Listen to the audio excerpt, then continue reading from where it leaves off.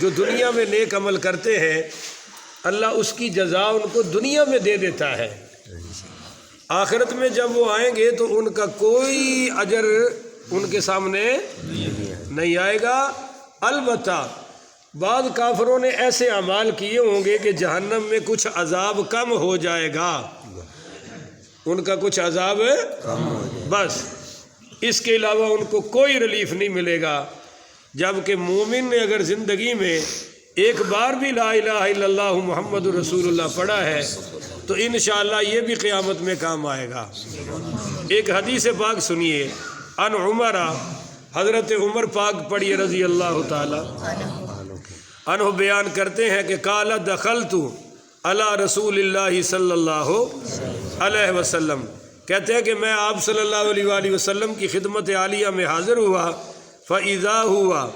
مُدْتَجِعٌ عَلَى رِمَالٍ حَصِيرٍ لَيْسَ بَيْنَهُ فِرَاشٌ قَدْ أَسَرَ الرِّمَالُ بِجَنْبِهِ مُتَّكِئًا عَلَى وِسَادَةٍ مِنْ آدَمٍ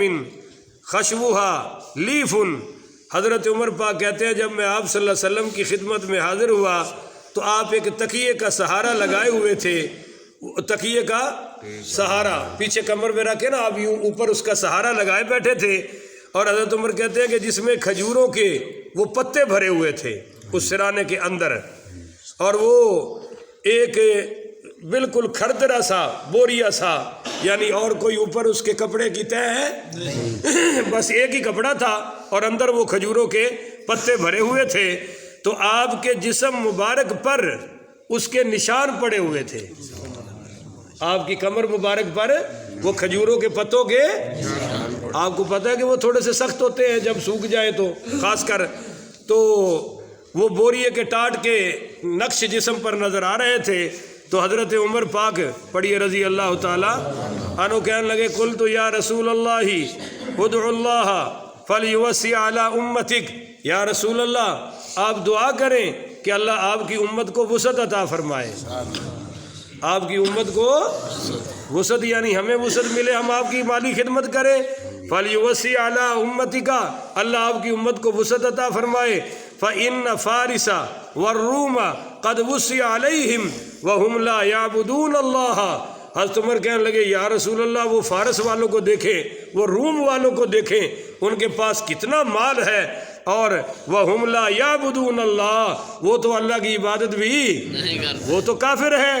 تو میرے نبی پاک صلی اللہ علیہ وسلم نے دو باتیں فرمائیں، فرمایا فقال او فی ھذا انت یا ابن الخطاب اولئک قوم عجلت لهم طیباتهم فی الحیات الدنیا، آپ نے فرمایا اے عمر ابن الخطاب تم یہ دیکھ رہے ہو کہ وہ کس طرح پھل پھول رہے ہیں، کیا ابھی تک تم اسی پریشانی میں پھنسے ہوئے ہو؟ اور آگے فرمایا کہ یہ وہ قوم ہے جن کی نیکیوں کا بدلہ ان کو دنیا میں دے دیا گیا ہے، آخرت میں ان کے لیے کچھ بھی نہیں، اور ہمارے لیے آخرت میں سب کچھ ہوگا۔ اور ایک حدیث میں ہے کہ یہ جملہ فرمایا حضرت عمر کو اما ترضی ان تکون لهم الدنیا ولنا الآخرہ، اے عمر کیا تم اس بات پہ راضی نہیں ہو اللہ نے ان کو دنیا دے دی ہے اور ہمیں آخرت عطا فرما دی ہے۔ عن زید بن اسلم قال استسقى یوما عمر، کہتے ہیں کہ ایک دن حضرت عمر کو پیاس لگی ہوئی تھی، زید بن اسلم حضرت عمر کے بارے میں کہتے ہیں فجیع بماء قد شیب بعسل، کہتے ہیں کہ پانی مانگا حضرت عمر نے گرمیوں میں، تو کسی نے وہ شہد والا شربت پیش کر دیا جس میں شہد ملا ہوا تھا، تو حضرت عمر نے یوں چکھا اور چکھ کر نیچے لائے اور پھر بولے فقال انہ طیب، بہت پیارا شربت ہے بھائی، بہت عمدہ شربت ہے، لیکنی اسمع اللہ عز وجل، لیکن میں نے اللہ تعالیٰ کا فرمان سنا ہوا ہے کہ نہا علی قوم شہواتہم، اس نے کافروں کی من مانی خواہشات کی مذمت فرمائی ہے، اور فقال اذهبتم فی حیاتکم الدنیا واستعتم بها، اور اللہ تعالیٰ نے ان کو فرمایا کہ تم نے جو کچھ دنیا میں کمایا ہے وہ تم دنیا میں اڑا چکے ہو، اب تمہارا کوئی آخرت میں حصہ نہیں۔ فَأَخَافُ أَن تَكُونَ حَسَنَاتُنَا أُجِّلَتْ لَنَا فَلَمْ يَشْرَبْهُ، حضرت عمر رو کر کہنے لگے کہ کہیں ایسا تو نہیں کہ یہ بڑی بڑی نعمتیں، یہ اچھے شربت ہمیں ہمارا بدلہ دنیا میں تو اللہ نیکیوں کا نہیں دے رہا؟ رو کر پھر اس شربت کو چھوڑ دیا اور پیا۔ آج کی نشست کی آخری حدیث مگر ذرا دل کے کانوں سے سنیے گا۔ ان سعید ابن ابراہیم ان ابیہ ان عبد الرحمن ابن عوف اوتی بطعام وکان صائما، یہ حضرت سعد بن ابراہیم اپنے والد سے، حضرت ابراہیم رحمۃ اللہ علیہ سے بیان کرتے ہیں کہ حضرت عبد الرحمن ابن عوف پڑھیے رضی اللہ ہو، یہ جو عشرہ مبشرہ 10 صحابہ جن کو حضور نے جنت کی خوشخبری دی ان میں عبد الرحمن ابن عوف شامل ہے۔ بہت بڑے تاجر، بڑے مالدار، کہتے ہیں کہ روزہ رکھا ہوا تھا اور کان صائمن اوتی بطعام، آپ کو کھانا دیا گیا، فقال،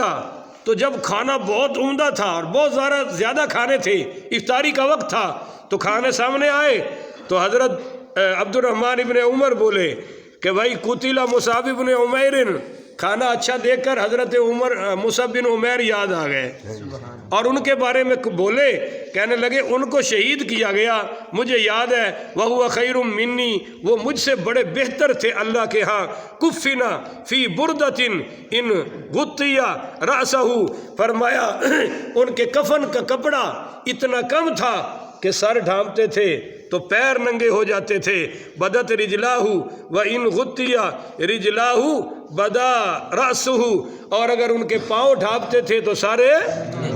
ننگا ہو جاتا تھا، وَأَرَاهُ، کہتے ہیں کہ میں نے اپنی آنکھوں سے دیکھا کہ پھر ان کو ویسے ہی دفن کر دیا گیا، ان کے کفن مبارک کا کپڑا بھی پورا نہیں ہوا۔ اور پھر حضرت عبد الرحمن ابن عوف کو حضرت امیر حمزہ یاد آئے اور اسی کھانے پر بیٹھ کر فرمایا وَقُتِلَ حَمْزَةُ وَهُوَ خَيْرٌ مِّنِّي، پھر حمزہ قتل ہوئے، شہید ہوئے، وہ بھی مجھ سے بہتر تھے۔ ثُمَّ بُسِطَ لَنَا مِنَ الدُّنْيَا وَبُسِطَ أَوْ قَالَ أُعْطِينَا مِنَ الدُّنْيَا مَا آتَيْنَا وَلَقَدْ خَشِينَا أَن تَكُونَ حَسَنَاتُنَا أُجِّلَتْنَا، اور کہتے ہیں کہ وہ تنگی میں تھے جو ہم سے پہلے گزر گئے، اور آج ہمارے اوپر دنیا کھول دی گئی ہے، دنیا ظاہر کر دی گئی ہے، مجھے خطرہ ہے کہ کہیں اللہ ہماری نیکیوں کا بدلہ دنیا میں تو دے کر ہمیں آخرت میں فارغ تو نہیں کرنا چاہ رہا۔ ثم جعل بکا یبکا، پھر وہ آپ ثم جعل یبکی، پھر آپ رو پڑے، حتی ترک الطعام، روتے ہوئے کھانا چھوڑ دیا، کھانا بھی نہیں کھا سکے۔ میرے بھائیوں، ترمذی شریف کی حدیث ہے، آپ صلی اللہ علیہ وسلم نے فرمایا جس کے گھر 3 دن کا راشن موجود ہے، بولیے جس کے گھر 3 دن کا، وہ دنیا کا سب سے امیر آدمی ہے، دنیا کا سب سے امیر آدمی ہے۔ اور ایک حدیث میں آ رہا ہے جس کے گھر میں 1 دن کا کھانا موجود ہے وہ بھی دنیا کا امیر آدمی ہے، وہ غریب ہے۔ پر ہمارے ہاں ماشاءاللہ جن کے سب کچھ ہے، سال کا راشن پڑا ہوا ہے، وہ بھی اپنی غربت کا ماتم کرنے سے باز ہے۔ اللہ کہتا ہے یہ دنیا میں تھوڑی موتی کھا کر آ جاؤ، بس میری عبادت کرو، اصل تو تمہیں پیدا کیا گیا ہے میری عبادت کے واسطے۔ تو بھائی کافروں کے بدلے دنیا میں دے دیے گئے، اور صحابہ کو جب بھی کوئی خوشی ملتی تھی تو وہ ڈرتے تھے اللہ تعالیٰ سے کہ کہیں ہماری نیکیوں کا بدلہ دنیا میں تو نہیں دیا جا رہا، اور آخرت میں ہمارے ساتھ کیا ہوگا۔ اور ہم نے یہاں مکانوں کی دوڑ لگا رکھی ہے، گاڑیوں کی اور کپڑوں کی دوڑ لگا رکھی ہے، اور بیٹیوں کو جہیز دینے کی ایک عجیب قسم کی دوڑ لگا رکھی ہے، اور وہ جو دین کی روح تھی، وہ جو عبادت تھی، وہ جو تلاوت تھی، وہ جو درود شریف کی کثرت تھی، وہ آج اس امت سے نکلتی جا رہی ہے۔ تو جیسے جیسے خیر نکلتی جا رہی ہے، شر آتا جا رہا ہے، بولیے شر، اور جب خیر کم ہو جائے گی شر غالب آ جائے گا، اور آج اسی کا آغاز ہو چکا ہے۔ بہرحال اللہ تعالیٰ سے دعا ہے اللہ ہمیں نیک اعمال کرنے کی توفیق عطا فرمائے، اور اللہ تعالیٰ ہر نیکی کا ہمیں اس دنیا میں اور آخرت میں اجر عطا فرمائے۔ آمین۔ آخر ودعوانا الحمدللہ۔